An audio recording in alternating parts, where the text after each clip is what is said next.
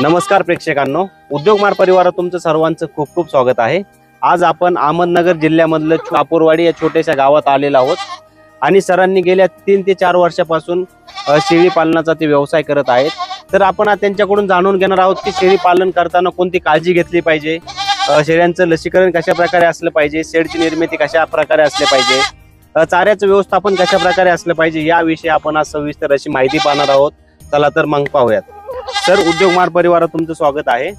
आपल्या प्रेक्षकांना तुमचा परिचय सांगा। नमस्कार, मी संतोष महादेव कराळे, राहणार कापूरवाडी, तालुका जिल्हा अहमदनगर, शिवशंभू गोट फार्म नावाने आपला शेळीपालन हा व्यवसाय चालू आहे। आणि सर, ओव्हरऑल आपल्याकडे किती शेळ्या आहेत आता सध्या आपल्याकडे कम से कम 100 ते 120 बिट्टल जातीच्या शेळ्या अवेलेबल आहेत। तर आपल्या शेतकऱ्यांना काय सांगाल की कोणत्या शेळ्यांची निवड केली पाहिजे शेळी पालन करताना?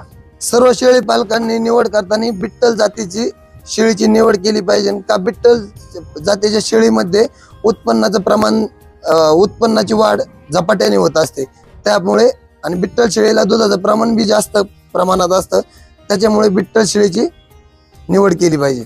जी बिटल जी प्रजाती आहे ती बाहेरच्या राज्यामधली आहे, ती महाराष्ट्रामध्ये आणल्यानंतर किंवा आपण तिचं पालन केल्यानंतर तिला काय रोगराई वगैरे होण्याचे चान्सेस असतात का? त्या महाराष्ट्रामध्ये बिट्टल शेळीचे आणल्याच्या नंतर तिला कोणताही रोगराईचा प्रमाण अजिबात नसते। आपण शेळी ही आल्यानंतर 3ऱ्या दिवशी लगे PPR लसीकरण करून घेतो। PPR लसीकरण केल्याच्या नंतर कोणताही रोगराईचं प्रमाण राहत नाही। आणि सर, शेळ्यांचे जे चाऱ्याचं नियोजन असतं, चाऱ्यांचं नियोजन कशा प्रकारे केलं पाहिजे? शेळी आणल्याच्या नंतर 4 ते 5 दिवस शेळीला सुका चारा खाऊ घातला पाहिजे, हिरवा चारा बिलकुलही द्यायचा नाही।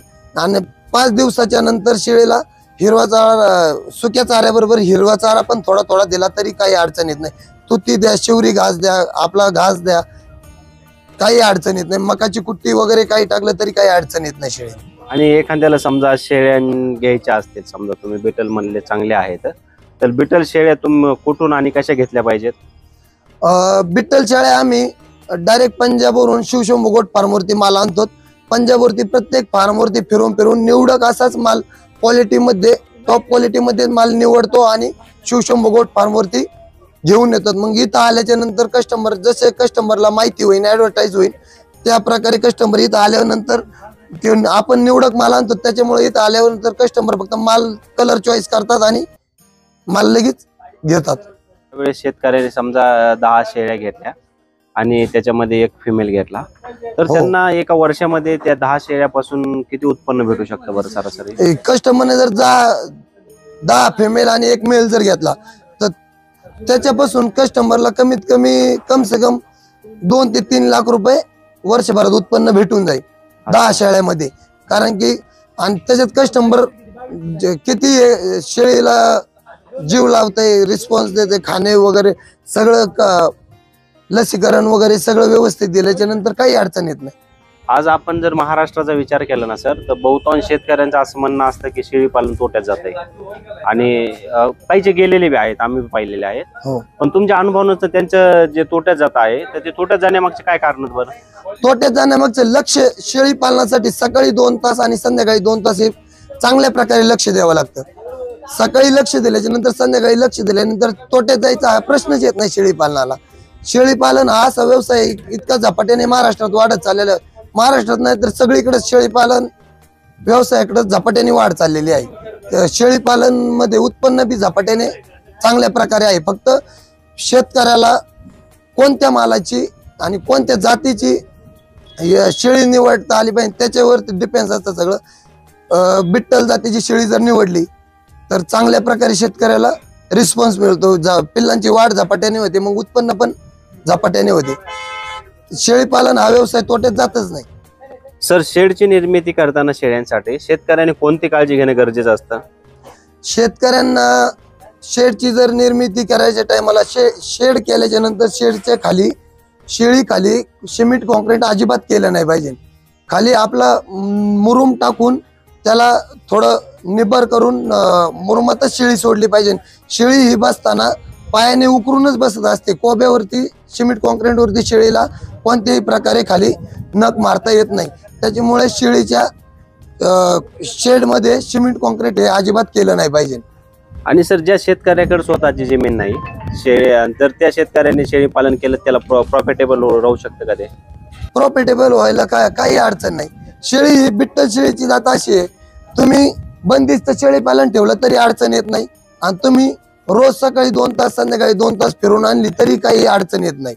शेळी जास्तीत जास्त उलट फिरली पाहिजे. शेळी हजारो प्रकारच्या वनस्पती असतात डोंगरात, प्रत्येक प्रकारची शेळी वनस्पती खात असते. शेळी ही एक वनस्पतीवरती कधी जगत नाही.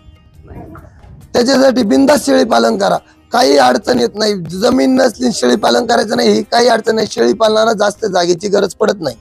तुम्हाला काही अडचण आली शेळीचे शेड संबंधित शेळी पालनाविषयी शेळीची जात कोणती निवडायची याच्या संबंधी जर तुम्हाला अडचण आली तर शिवशंभो गोट फार्मवरती संपर्क साधा. आम्ही शेळी पालकांसाठी शेतकरी बांधवांसाठी 24 तास कॉल रिसिव्ह करतो, 24 तास अवेलेबल आहेत. सर ज्यावेळेस आपण शेळ्यांसाठी शेड बांधतो तर हो. शेड बांधताना कोणती काळजी घेतली पाहिजे? शेड बांधताना साईड 40 बाय 24 जर सेट केलं तर 100 ते 120 शेळ्यांची हे होतं. 100 ते 120 शेळ्या आरामशीर राहू शकतात, त्याच्यामध्ये कोणत्याही प्रकारे अडचण येत नाही. शेडला साईडने ही जाळीच मारली पाहिजे, भिंती घालून उपयोग नाही. खेळती हवा राहिली पाहिजे शेडमध्ये. आणि वरती कॅपॅसिटीनुसार काही सिमेंटी पत्रे टाकतात, काही लोखंडी पत्रे टाकतात. तर आम्ही सिमेंटी पत्रे का नाही टाकले, आमचं हे शेड एकदम खुल्या वातावरणात डोंगराच्या कडेला असल्यामुळे कुणीही शेडवरती दगड वगैरे मारू नये, काही वारं वाहू जाण्यामुळे त्याचा काही प्रॉब्लेम येऊ नये, त्याच्यामुळे आम्ही लोखंडी पत्रे टाकले. नाहीतर जास्तीत जास्त सिमेंटी पत्रे जर टाकले तर अतिउत्तम असतं शेडसाठी. बरोबर आहे. आणि शेळ्यांना शेडमध्येच बी बंदिस्त शेळी पालन असल्यानं शेडमध्ये बी काही ठराविक प्रकारे डिवाइस केलेले असते, त्याच्या अडचण येत नाही. पण शेळ्यांना पुढं पण 40 ते 50 फुटाचं कंपाऊंड शेळ्यांसाठी फिरण्यासाठी पाहिजे. प्रेक्षकांनो, आपण आजच्या व्हिडिओमध्ये शेळी पालन हा व्यवसाय कशा प्रकारे केला पाहिजे याविषयी आपण आज सविस्तर अशी माहिती पाहिलेली आहे.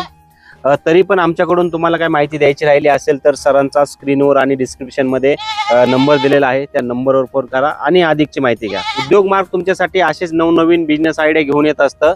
जर तुम्हाला उद्योग मार्गचं हे काम आवडलं असेल तर आपल्या चॅनलला लाईक, शेअर आणि सबस्क्राईब करायला विसरू नका. पुन्हा भेटू एका नवीन व्यवसायासोबत किंवा नवीन एखाद्या शेतीसोबत. तोपर्यंत जय हिंद.